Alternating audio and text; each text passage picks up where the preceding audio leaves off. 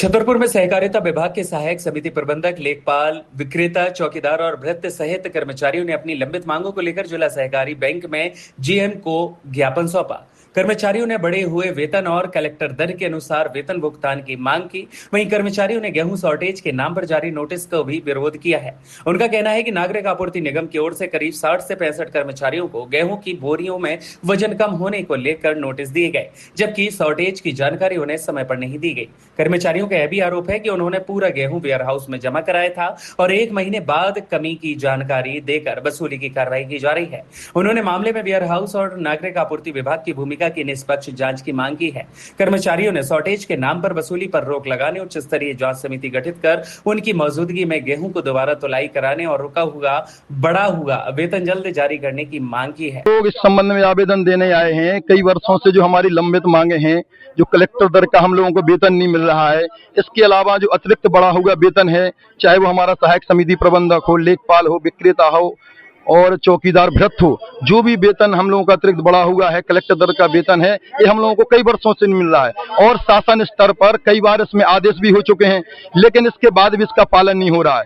एक और समस्या ये अभी फिलहाल की समस्या है, जो गेहूं जो हमारा शॉर्टेज डाल दिया गया है खरीदी में, इसमें भी हम लोगों ने कलेक्टर महोदय को बैंक में और नान में सब जगह आवेदन दिया गया है, लेकिन उसके किसने डाला ये नागरिक आपूर्ति के जो मैनेजर है, महाप्रबंधक है राम अवतार मिश्रा, इनके द्वारा ये डाला गया है। हमारे जो साथी भाई हैं, ना तो इनको सूचित किया गया कि कब आपकी गाड़ी में माल शॉर्ट हो रहा है, ना ही हमारे बैंक को सूचित किया गया, ना डीआर ऑफिस को सूचित किया गया और 1 माह बाद हम लोगों को पता चला कि हम लोगों का गेहूं इतना शॉर्ट हो गया है।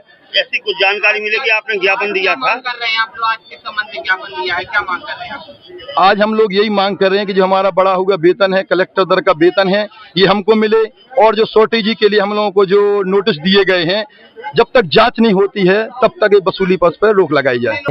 इनके जो वेतन बढ़ोतरी के बारे में कहा गया या वेतन ना मिलने की शिकायत है, जिसमें प्रबंधकी के अनुदान से सामान्यतः पैसा दिया जाता है, लेकिन इनका कहना है कि उसका गलत जगह उपयोग हुआ है और उससे वेतन नहीं दिया गया, तो इसकी हम जांच करवाएंगे। उससे अगर किसी कर्मचारी की गलती पाई जाती है तो उसके खिलाफ सख्त कार्रवाई की जाएगी। नारेबाजी भी की गई है, कर्मचारी को हटाने की मांग भी की गई। अब उस मुद्दे पे अगर कोई इनकी ठोस हमें कोई सबूत दिया जाता है किसी बारे में कि कोई उनकी कार्य में कोई गलती है, तो उसके बारे में हम कार्रवाई करेंगे। ऐसे नारेबाजी से कार्रवाई नहीं कर सकते। अभी तो उनका मन है भाई, कोई व्यक्ति आप अपने स्वार्थ के हिसाब से काम नहीं करता है, आप जैसा चाहते वैसा काम नहीं करता है, तो आदमी उसका विरोध करते। विक्रेताओं से हमारा यहाँ से कुछ लेना देना नहीं है। विक्रेताओं का इस बैंक से, हम चूंकि यहाँ पर हैं तो हमारा सीधा समिति प्रबंधक या ब्रांच मैनेजर तक रहता है। विक्रेताओं से यहाँ से कुछ लेना देना नहीं है। क्यों आपके खिलाफ नारेबाजी? ये इसलिए हो रही है क्योंकि वो चाह रहे हैं कि पैसा सीधा हमारे खाते में जाए। जो